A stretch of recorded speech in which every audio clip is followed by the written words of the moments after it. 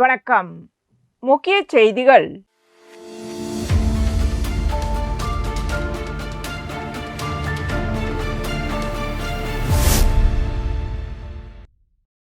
தமிழக வெற்றிக் கழகத்தின் கூட்டணியில் புதுச்சேரி மாநிலத்தில் உருளையன்பேட்டை மற்றும் தட்டாஞ்சாவடி சட்டமன்ற தொகுதிகள் நேயம் மக்கள் கழகத்திற்கு ஒதுக்கப்பட்டுள்ளன.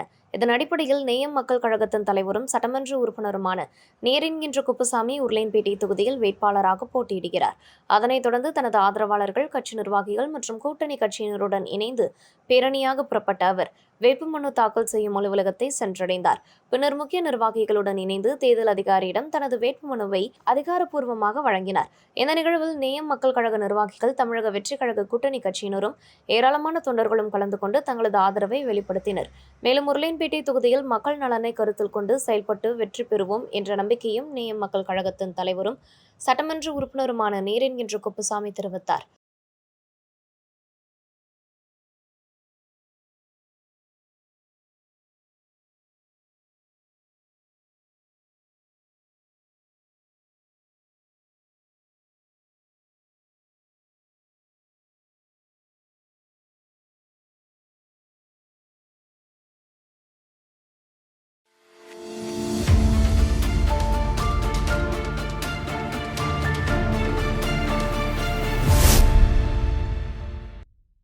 தேசிய ஜனநாயக கூட்டணி சார்பில் உப்பளம் சட்டமன்ற தொகுதியில் போட்டியிடும் அதிமுக வேட்பாளர் அன்பழகன் தனது வேட்புமனுவை தாக்கல் செய்தார்.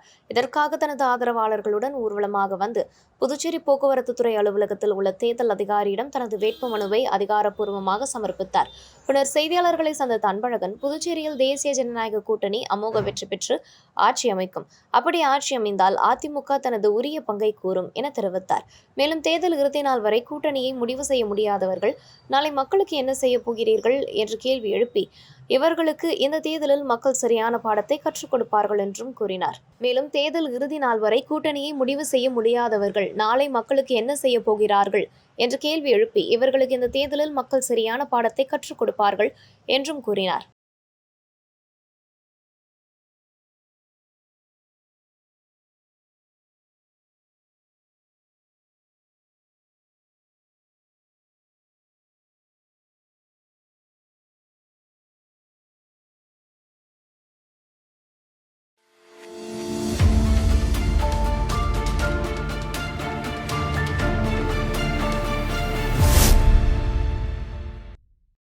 புதுச்சேரி மாநிலம் தட்டாஞ்சாவடி சட்டமன்ற தொகுதிக்குட்பட்ட தாக்கூர் நகர், பாக்கமடையான்பட்டு, லட்சுமி நகர், மகாத்மா நகர், எல்லையம்மன் நகர் உள்ளிட்ட பகுதிகளில் நேயம் மக்கள் கழக வேட்பாளர் விநாயகம் வீடு வீடாக சென்று தீவிர வாக்கு சேகரிப்பில் ஈடுபட்டார். இந்த வாக்கு சேகரிப்பில் நேயம் மக்கள் கழக மகளிர் அணி தலைவி வசந்தி நேரு கலந்து கொண்டு பொதுமக்களிடம் ஆதரவு கூறினார்.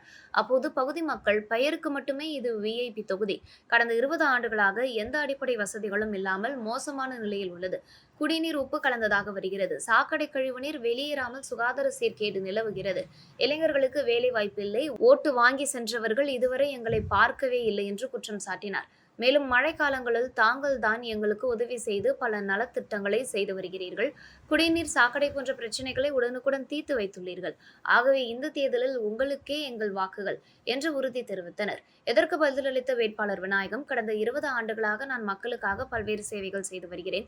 இரத்த தானம், கல்வி சேவை, மருத்துவ முகாம்கள், கொசுமருந்து தெளித்தல் உள்ளிட்ட பணிகள் தொடர்ந்து நடைபெற்று வருகின்றன. நான் வெற்றி பெற்றால் இந்த தொகுதியை முன்மாதிரி தொகுதியாக மாற்றுவேன். இளைஞர்கள் மற்றும் பெண்களுக்கு வேலைவாய்ப்பு உருவாக்க சிறந்த திட்டங்கள் உள்ளன. சுத்தமான குடிநீர் மற்றும் மழை காலங்களில் நீர் தேங்காத வகையில் வல்லுநர் குழுவின் மூலம் நடவடிக்கை எடுக்கப்படும் என்று தெரிவித்தார். இந்நிகழ்ச்சியில் கழக நிர்வாகிகள் அன்பழகன், மணிமாறன், கணேஷ், கதிரவன், குணா, கௌதம், புகழ்குமார், அருண்குமார், சந்துரு, பரத், பாலன், சங்கர், ஆனந்த், ரவி, முருகன் உள்ளிட்டோர் மற்றும் ஏராளமான பெண்கள் கலந்து கொண்டனர்.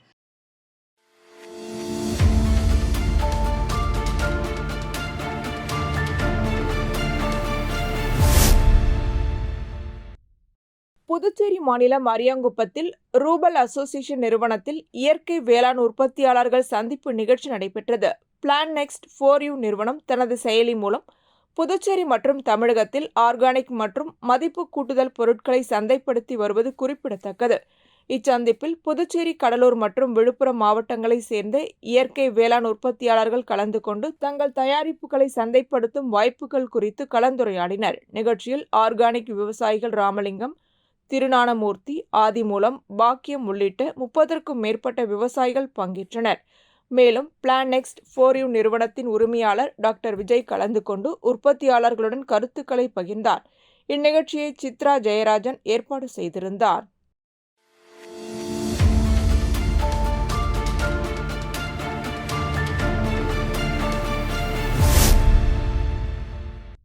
தேசிய ஜனநாயக கூட்டணி சார்பில் திருநள்ளாறு சட்டமன்ற தொகுதியில் பாரதிய ஜனதா கட்சி வேட்பாளராக போட்டியிடும் GNS ராஜசேகரன் தனது வேட்புமனுவை அதிகாரப்பூர்வமாக தாக்கல் செய்தார்.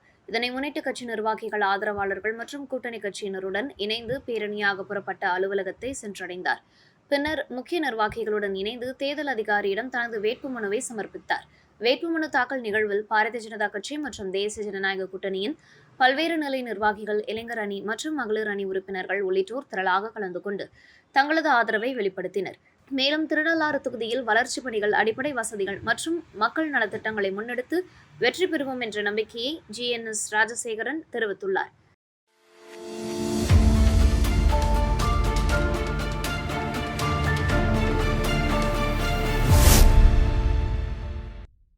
புதுச்சேரி திமுக காங்கிரஸ் கூட்டணியில் நெல்லித்தோப்பு சட்டமன்ற தொகுதி ஒதுக்கீடு தொடர்பாக சர்ச்சை எழுந்துள்ளது.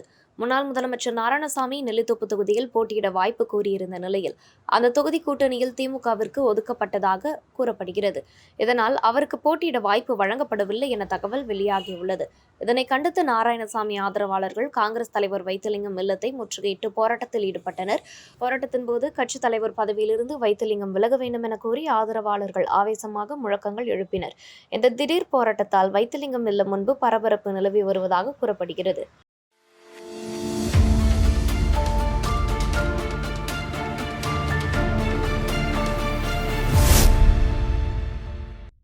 புதுச்சேரி திருபுவனை சட்டமன்ற தொகுதியில் தமிழக வெற்றிக் கழகம் சார்பில் போட்டியிடும் சாய் சரவணகுமார் தனது வேட்புமனுவை தாக்கல் செய்தார். முன்னதாக திருபுவனை தொகுதியைச் சேர்ந்த அனைத்து நிலை நிர்வாகிகள் மற்றும் ஆதரவாளர்களுடன் பேரணியாக புறப்பட்ட அவர் வில்லியனூர் துணை மாவட்ட ஆட்சியர் அலுவலகத்தை வந்தடைந்தார். பின்னர் முக்கிய நிர்வாகிகளுடன் இணைந்து அங்குள்ள தேர்தல் அதிகாரியிடம் தனது வேட்புமனுவை தாக்கல் செய்தார். எதிர்காலத்தில் தமிழையும் தமிழ்நாட்டையும் காக்க ஒரு தளபதி விஜய் அவர்கள் வருவார் என்று காரணத்தால் சொன்னார்கள். அதே போல மக்களால், மக்களை கொண்டு மக்களுக்காக ஆளப்படும் அரசு என்றுமே தோற்காது என்ற வார்த்தைகளை அப்ரஹாம் லிங்கன் அவர்கள் கூறிய வார்த்தைகளை மெய்ப்பிக்கும் வகையில் தனது ஆட்சியை மற்றவர்களெல்லாம் காசு பார்க்கும் போது, காசை நம்பி வரும்போது தளபதி விஜய் அவர்கள் மட்டும் மக்களை நம்பி மக்களுக்காக வருகிறார். எனவே அவருடைய படை வெல்லும். திமுக விஜய் அவர்களுடைய ஆட்சி தமிழகத்திலும் நடைபெறுகின்ற பாராளுமன்றத்திலும் எதிரொலிக்கும் என்று உறுதியாக சொல்லலாம்.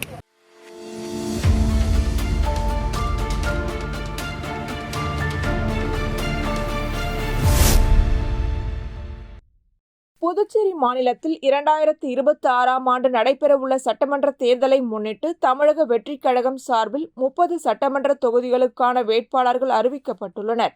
இந்நிலையில் புதுச்சேரி மாநில வளர்ச்சியை கருத்தில் கொண்டு நேயம் மக்கள் கழகத்தின் நிறுவன தலைவரும் சட்டமன்ற உறுப்பினருமான நேரு என்கின்ற குப்புசாமி தமிழக வெற்றிக் கழகத்துடன் இணைந்து செயல்பட விருப்பம் தெரிவித்துள்ளார். இதனைத் தொடர்ந்து இரு கட்சிகளுக்கும் இடையே கூட்டணி அமைந்துள்ள நிலையில் தமிழக வெற்றிக் கழகம் சார்பில் அறிவிக்கப்பட்ட 30 தொகுதிகளில் இருந்து உருளையன்பேட்டை மற்றும் தட்டாஞ்சாவடி ஆகிய 2 சட்டமன்ற தொகுதிகள் நேயம் மக்கள் கழகத்திற்கு ஒதுக்கப்பட்டுள்ளதாக அறிவிக்கப்பட்டுள்ளது. இந்த ஒதுக்கீடு வெற்றி தலைவர் ஒப்புதலுடன் வெளியிடப்பட்டுள்ளதாகவும் தெரிவிக்கப்பட்டுள்ளது.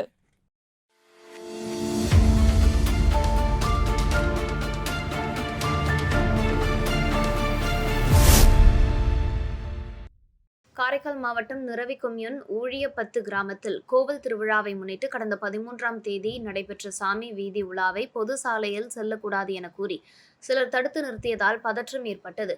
இந்நிலையில் காவல்துறை தலையீட்டின் மூலம் தள்ளுமுள்ளுக்கு பிறகு ஊர்வலம் நடைபெற்றாலும் முழுமையாக நடைபெறாமல் பாதியில் நிறுத்தப்பட்டதாக கூறப்படுகிறது. சம்பவத்தின் போது சாதி சார்ந்த அவதூறு பேச்சுக்கள் இடம்பெற்றதாகவும் குற்றச்சாட்டு எழுந்துள்ளது. இதில் ஈடுபட்டவர்களை உடனடியாக கைது செய்ய வலியுறுத்தி போராட்டம் நடத்த திட்டமிட்டிருந்த நிலையில் தேர்தல் அறிவிப்பு காரணமாக விடுதலை சிறுத்தைகள் கட்சி நிர்வாகிகள் மாவட்ட நிர்வாகத்தை சந்தித்து நடவடிக்கை கோரினர். ஆனால் தேர்தலை புறக்கணிக்க வேண்டாம், பின்னர் சமரசம் ஏற்படுத்தப்படும் என அதிகாரிகள் உறுதியளித்ததாக கூறப்படுகிறது. இதனை ஏற்க முடியாது என தெரிவித்துள்ள கிராமவாசிகள் பொதுப்பாதையில் சாமி ஊர்வலத்தை நடத்த உரிமை வழங்க வேண்டும் அல்லது சம்பந்தப்பட்டவர்களை கைது செய்ய வேண்டும் என வலியுறுத்தியுள்ளனர். இல்லையெனில் நடைபெறவுள்ள சட்டமன்ற தேர்தலை புறக்கணிப்பது தவிர வேறு வழியில்லை என எச்சரிக்கை விடுத்துள்ளனர்.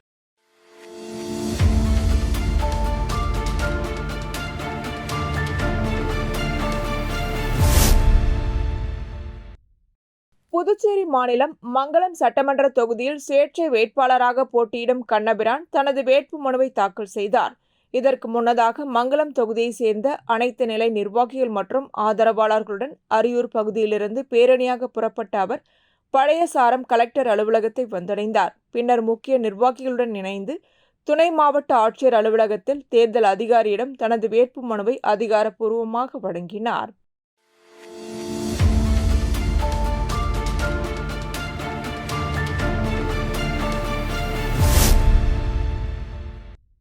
புதுச்சேரி மாநிலத்தில் வரவிருக்கும் சட்டப்பேரவை தேர்தல் ஏப்ரல் 9ஆம் தேதி நடைபெறவுள்ள நிலையில் அரசியல் கட்சியினர் தீவிர வாக்கு சேகரிப்பில் ஈடுபட்டு வருகின்றனர். அதன் ஒரு பகுதியாக ஊசுடு சட்டமன்ற தொகுதிக்குட்பட்ட அகரம் பகுதியில் காங்கிரஸ் கட்சி வேட்பாளர் கார்த்திகேயன் தனது ஆதரவாளர்களுடன் கை சின்னத்திற்கு ஆதரவு கோரி வீடு வீடாக சென்று பொதுமக்களிடம் வாக்கு சேகரிப்பில் ஈடுபட்டார். இந்நிகழ்வில் புதுச்சேரி பிரதேச காங்கிரஸ் கட்சியின் அனைத்து பிரிவு தலைவர்கள், செயலாளர்கள், தொண்டர்கள் மற்றும் பொதுமக்கள் பலர் கலந்து கொண்டு வாக்கு சேகரித்தனர்.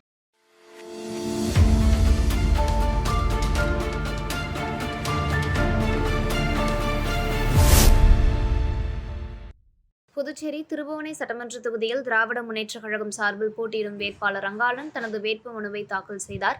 இதற்கு முன்னதாக திருபுவனை தொகுதியை சேர்ந்த அனைத்து நிலை கட்சி நிர்வாகிகளுடனும் இணைந்து பேரணியாக புறப்பட்ட அவர் வில்லியனூர் துணை மாவட்ட ஆட்சியர் அலுவலகத்தை வந்தடைந்தார்.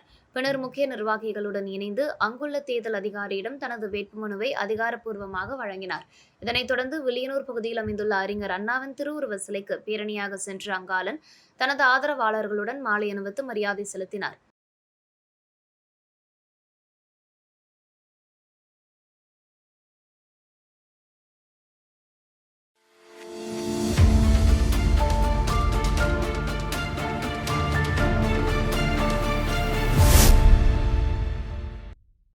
நடைபெறவுள்ள சட்டமன்ற தேர்தலை முன்னிட்டு தமிழக வெற்றிக் கழகம் சார்பில் மணவெளி தொகுதியில் போட்டியிடும் வேட்பாளர் ராமு தனது வேட்புமனுவை தாக்கல் செய்யும் முன் ஆலயங்களில் வழிபாடு மேற்கொண்டார். இதற்காக ஈச்சங்காடு பகுதியில் உள்ள குலதெய்வம் கோவிலில் வழிபாடு செய்து பின்னர் பூரணாங்குப்பம் அங்காள பரமேஸ்வரி அம்மன் ஆலயத்தில் சிறப்பு அபிஷேகம் மற்றும் ஆராதனைகளில் கலந்து கொண்டு சுவாமி தரிசனம் செய்தார். அதனைத் தொடர்ந்து தனது ஆதரவாளர்களுடன் இருசக்கர வாகனங்களில் பேரணியாக புறப்பட்டு வேட்புமனு தாக்கல் செய்ய சென்றார். இந்நிகழ்வில் தமிழக வெற்றிக் கழக நிர்வாகிகள், தொண்டர்கள் மற்றும் ஆதரவாளர்கள் திரளாக கலந்து கொண்டனர்.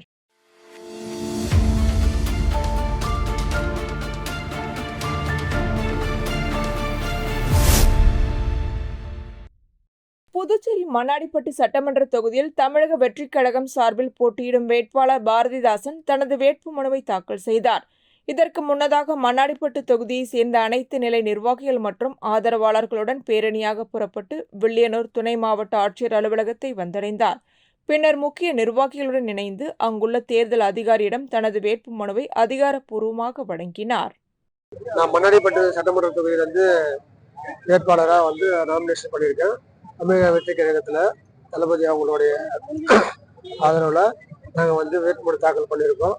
எங்களுடைய மண்ணாடிப்பட்டு தொகுதியில் இன்னும் நிறையா சரி செய்ய வேண்டிய விஷயங்கள் நிறைய இருக்குது. அது இளைஞர்களான இப்போ நாங்கள் எல்லாரும் ஒன்று சேர்ந்து இது எல்லாத்தையும் புதுசாக மாற்றி அமைக்கணுன்றதுக்காக தான் நாங்கள் வந்திருக்கோம். ஸோ அதனால் தளபதி எங்களுக்கு ஃபுல் சப்போர்ட் பண்ணி எங்களை ஃப்ரீடமாக இதில் வேலை செய்ய வச்சிருக்காரு. அந்த அடிப்படையில் மக்களுக்கு நல்லபடியாக ஒரு நல்ல ஆட்சியை நாங்கள் கொடுப்போம்.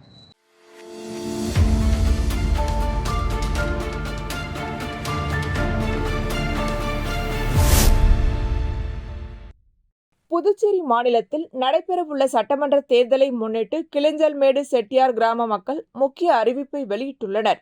கிராம பஞ்சாயத்தார் மற்றும் பொதுமக்கள் இணைந்து வெளியிட்டுள்ள அறிவிப்பில் ஓட்டுக்கு பணம் அல்லது பொருட்கள் வழங்குவதும் பெறுவதும் முற்றிலும் தடை செய்யப்பட்டுள்ளது என தெளிவாக எச்சரிக்கப்பட்டுள்ளது. மேலும் இந்த விதிமுறைகளை மீறி யாரேனும் பணம் அல்லது பொருட்களை வழங்கினாலோ அல்லது பெற்றுக்கொண்டாலோ அவர்கள் மீது ஊர் தரப்பில் கடுமையான நடவடிக்கை எடுக்கப்படும் என்றும் தெரிவிக்கப்பட்டுள்ளது. எங்கள் ஓட்டு விலை பேசப்படாதது, அது எங்கள் உரிமையும் வாழ்வாதார நம்பிக்கையும் ஆகும். ஜனநாயகத்தை காக்க எந்தவித சமரசத்தையும் ஏற்க மாட்டோம் என்று கிராம மக்கள் உறுதியுடன் தெரிவித்துள்ளனர்.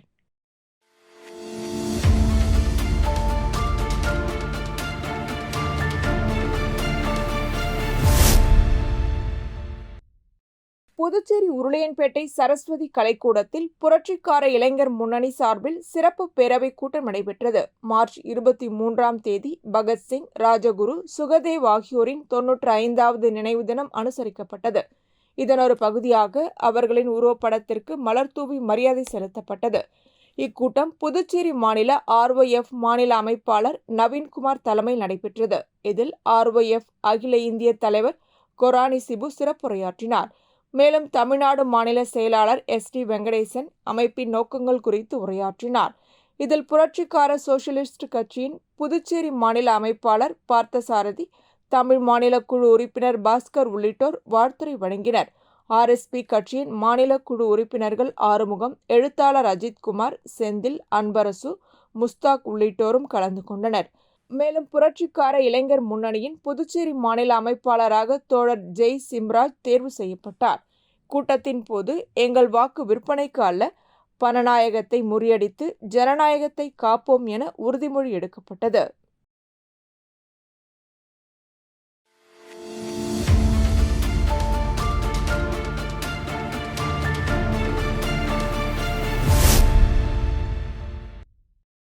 புதுச்சேரி பிள்ளைத்தோட்டம் பகுதியில் உள்ள அருள்மிகு ஸ்ரீ பொய்யாண்டவர், ஸ்ரீ குட்டி ஆண்டவர், ஸ்ரீ முனீஸ்வரர், அம்மச்சரம்மன் மற்றும் ஸ்ரீ அங்காளம்மன் திருக்கோவில்களில் மண்டல அபிஷேகத்தை முன்னிட்டு 108 சங்காபிஷேகம் மற்றும் நிறைவு விழா நடைபெற்றது.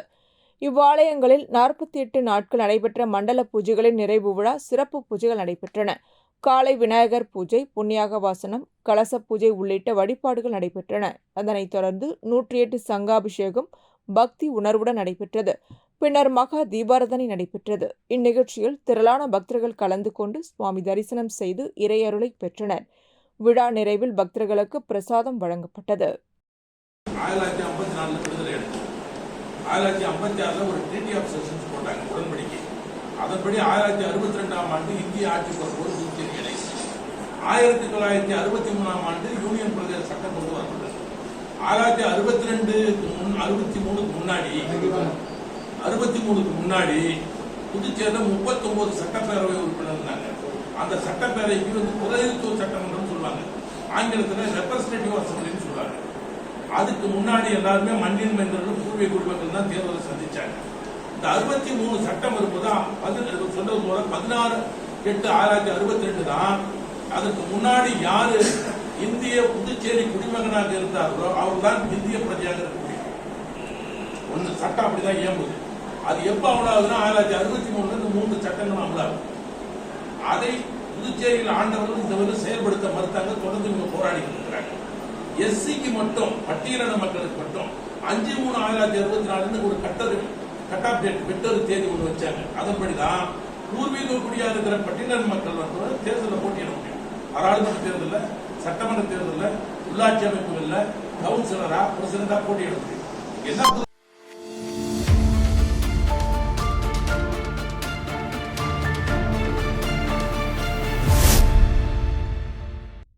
புதுச்சேரி வில்லியனூர் சட்டமன்ற தொகுதியில் தமிழக வெற்றிக் கழகம் சார்பில் போட்டியிடும் வேட்பாளர் பூக்கடை ரமேஷ் தனது வேட்புமனுவை தாக்கல் செய்தார்.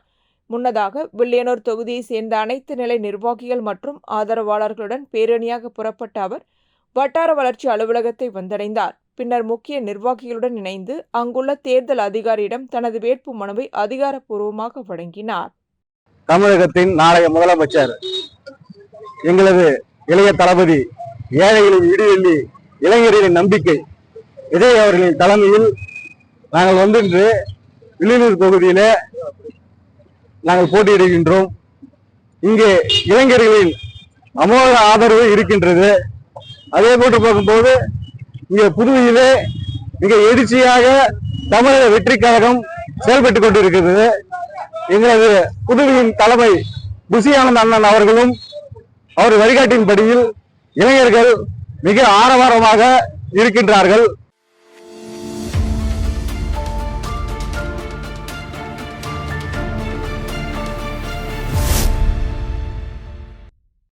புதுச்சேரி சட்டமன்ற தேர்தலை முன்னிட்டு தேசிய மக்கள் முன்னணி இந்த முறை தேர்தலில் நேரடியாக போட்டியிடாது என கட்சியின் நிறுவன தலைவர் சுவாமிநாதன் அறிவித்துள்ளார்.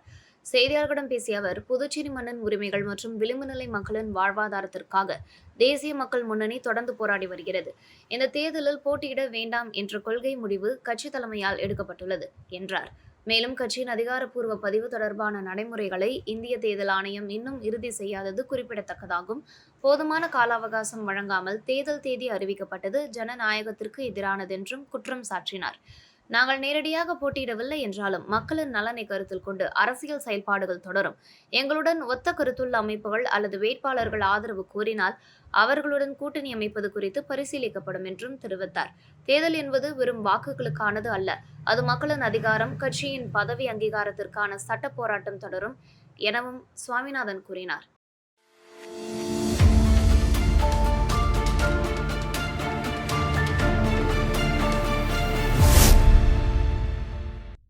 நடைபெறவுள்ள சட்டமன்ற தேர்தலை முன்னிட்டு இந்தியா கூட்டணி சார்பில் மங்களம் சட்டமன்ற தொகுதியில் காங்கிரஸ் கட்சியின் வேட்பாளராக போட்டியிடும் ரகுபதி தனது வேட்புமனுவை தாக்கல் செய்தார்.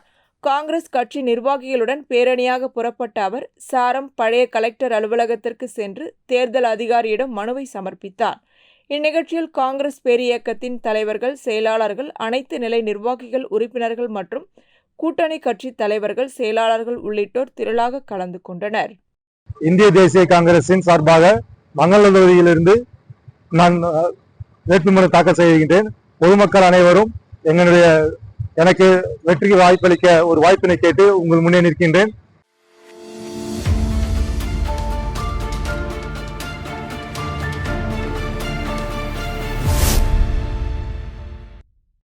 மணவெளி சட்டமன்ற தொகுதியில் போட்டியிட விரும்பிய முருகனுக்கு தமிழக வெற்றிக் கழகம் சார்பில் வாய்ப்பு அளிக்கப்படாததை தொடர்ந்து அவரது ஆதரவாளர்கள் கடும் அதிருப்தி தெரிவித்தனர். இதனைத் தொடர்ந்து ரெயின்போ நகர் பகுதியில் கட்சியின் பொதுச் செயலாளர் புஷியானந்த் தலைமையில் நடைபெற்ற ஆலோசனைக் கூட்டம் திடீரென போராட்ட சூழலாக மாறியது. முருகனின் ஆதரவாளர்கள் கூட்டம் நடைபெற்ற இடத்தை முற்றுகையிட்டு திடீர் போராட்டத்தில் ஈடுபட்டனர். உழைத்தவர்களுக்கு முன்னுரிமை வழங்க வேண்டும் என கோரிய அவர்கள் கட்சி நிர்வாகத்தின் முடிவுக்கு எதிர்ப்பு தெரிவித்து முழக்கங்கள் எழுப்பினர். இந்த திடீர் முற்றுகை போராட்டத்தால் அப்பகுதியில் பரபரப்பு நிலவியது. தகவல் அறிந்த காவல்துறையினர் சம்பவ இடத்திற்கு வந்து நிலைமையை கட்டுப்படுத்தினர்.